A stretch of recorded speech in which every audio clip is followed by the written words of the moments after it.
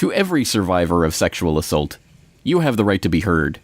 You have the right to be believed. We're with you.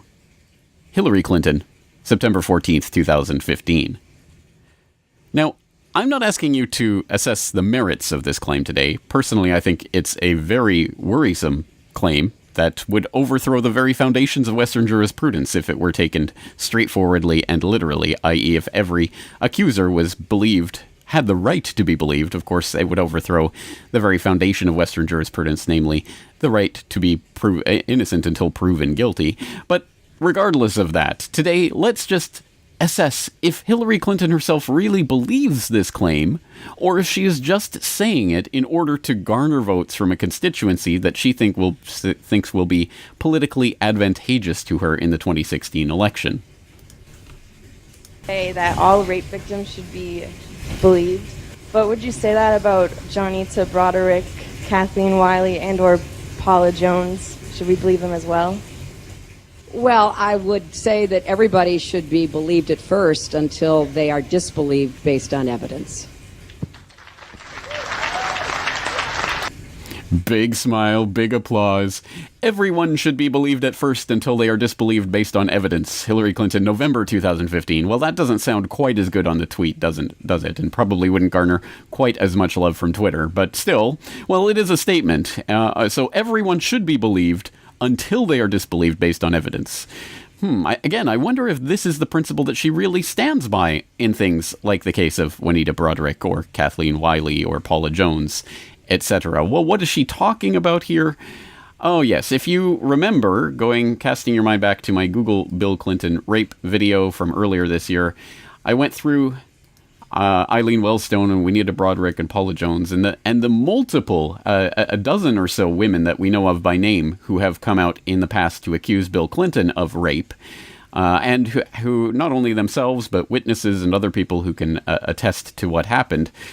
And yet, not only is that completely ignored by the media and swept under the rug, but of course, no, these women were not given the presumption of being right about their claims until they were proven wrong.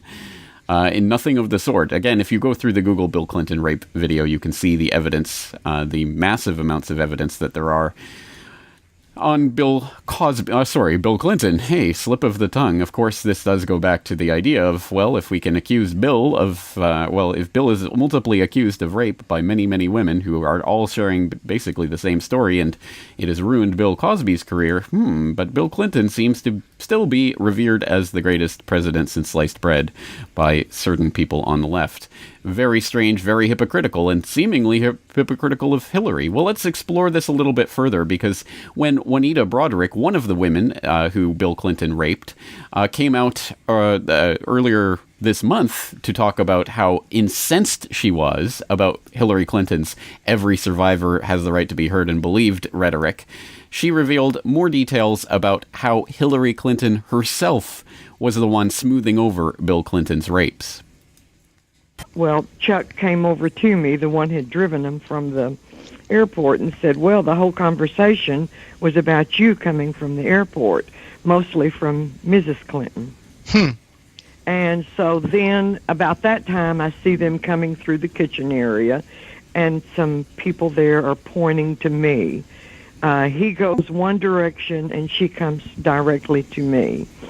And then panic sort of just started to set in with me. I thought, oh my God, what do I do now? So she came over to me and said, it's so nice to meet you, and all of the niceties that she was trying to say at the time, and said, I just want you to know how much that Bill and I appreciate the things you do for him. And I just stood there, Aaron. I was sort of, you might say, shell-shocked. And she said, do you understand everything you do? I tried to take a hold of my hand, and I left. I told the girls, I said, I can't take this. I'm leaving. So I immediately left.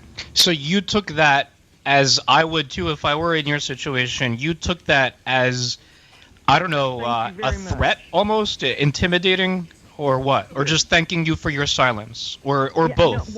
What really went through my mind at that time is she knows. She knew.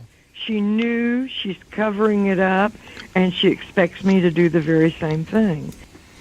All right, you can go and listen to that full interview. Of course, the link will be in the show notes. But there, again, Juanita Broderick, well, she has the right to be heard and believed until disbelieved on the basis of evidence. And, well, again, there's a lot to go through there, and I'll, of course, exhort you to look at the Google Bill Clinton rape video to see what the evidence is for yourself. But let's take a look at some other troubling aspects of Hillary Clinton's relationship to rape, including the Hillary tapes that were released last year. Newly discovered audio recordings of Hillary Clinton from the early 1980s include the former First Lady's frank and detailed assessment of the most significant criminal case of her legal career, defending a man accused of raping a 12-year-old girl. In 1975, the same year she married Bill, Hillary Clinton agreed to serve as the court-appointed attorney for Thomas Alfred Taylor, a 41-year-old accused of raping the child after luring her into a car. The recordings, which date from 1983 to 1987 and have never been reported, include Clinton's suggestion that she knew Taylor was guilty at the time. And I will just parenthetically note here that when you go and listen to these tapes, which you should for yourself, it isn't just that she suggested that he was guilty. It was that she all but outright stated it. All this stuff. He took a lie detector test. I had to take a polygraph, which he passed, which forever destroyed my faith in polygraphs. Yes, so she absolutely believed him 100% to be guilty, and yet laughed about him passing the polygraph, and laughed about the ultimate result of the case, where he ended up getting off with 2 months and time served. And it's not just that, of course, although that is obviously problematic enough, to use a term, but also the way that she went about trying to discredit the 12-year-old rape victim by calling her a slut, more or less. In a July 28, 1975 court affidavit, Clinton wrote that she had been informed the young girl was emotionally unstable and had a tendency to seek out older men and engage in fantasizing. I have also been told by an expert in child psychology that children in early adolescence tend to exaggerate or romanticize sexual experiences, and that adolescents in disorganized families, such as the complainants, are even more prone to exaggerated behavior, Clinton said. Clinton said the child had, in the past, made false accusations about persons, claiming they had attacked her body, and that the girl exhibits an unusual stubbornness and temper when she does not get her way. Every survivor of sexual assault has the right to be heard and the right to be believed, right, Hillary? Well, what about this sexual assault survivor? Specifically, this 12-year-old, who is now 53 years old, was tracked down by the Daily Beast last year, who published an interview with her where they revealed these Hillary Clinton tapes to her and got her response. And, well, obviously, the 53-year-old now, 12-year-old girl at the time, felt completely 100% betrayed and disgusted by Hillary Clinton's actions. Hillary Clinton took me through hell. I would say to Clinton, you took a case of mine in 75, you lied on me. I realize the truth now, the heart of what you've done to me, and you are supposed to be for women. You call that being for women, what you've done to me, and I hear you on tape laughing. And responding specifically to the accusation that the complainant is emotionally unstable with a tendency to seek out older men and engage in fantasizing, she specifically denies that. I've never said that about anyone. I don't know why she said that. I've never made false allegations. I know she was lying. I definitely didn't see older men. I don't know why Hillary put that in there, and it makes me plumb mad. Every survivor of sexual assault has the right to be heard and the right to be believed. Right, Hillary? Well, again, actually, it's not only the victim herself who's saying this, although she was saying that and is saying that, but also the investigators in the case confirmed that she had not made false allegations in the past. So Hillary just completely made that up in order to smear the reputation of this 12-year-old girl who she knew to have been raped by this man that she was defending. Again, say what you will about defense lawyers, but for someone who's running as president of the United States on slogans like this, to be engaged in activities like this is problematic, again, to use that word, enough. And again, I will exhort you to go and listen to the tapes for yourself so you can actually hear what she was talking about. But it's not just the covering up of Bill Clinton's rapes or the covering up of various other people's rapes in the course of her duties as a defense attorney, but also, of course, little niggling details like the fact that Bill Clinton was one of the VIP pedophile friends of mega pedophile Jeffrey Epstein. I'll throw in a link about that in the show notes. Also, there was a good podcast by Pierce Redmond of Porkins Policy Review about the Epstein case that I'll throw in the show notes as well, so you can explore that.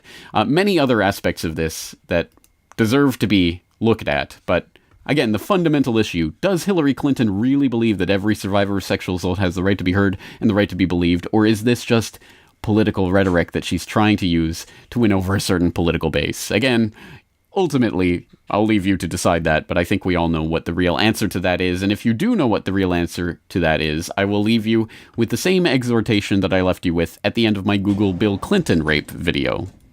No, it was Hannibal Buress getting on stage saying Google Bill Cosby rape and going viral with that suddenly it became a meme. And now when you Google Bill Cosby rape, you will see no end to the various permutations of the memes trying to bring these accusations to your attention. Can you imagine if we did a similar thing with Bill Clinton rape? Now, I would never tell people to actually use NSA adjunct privacy invading Google for any of their searching. I would say startpage.com and search for Bill Clinton rape, but you get the idea. Just do it. Search Bill Clinton rape. Make this go viral. We need to get Bill Clinton out of politics for good. Not only Bill, but also Hillary. So you know the deal. You know the score. Search Hillary Clinton rape. James Corbett, corbettreport.com.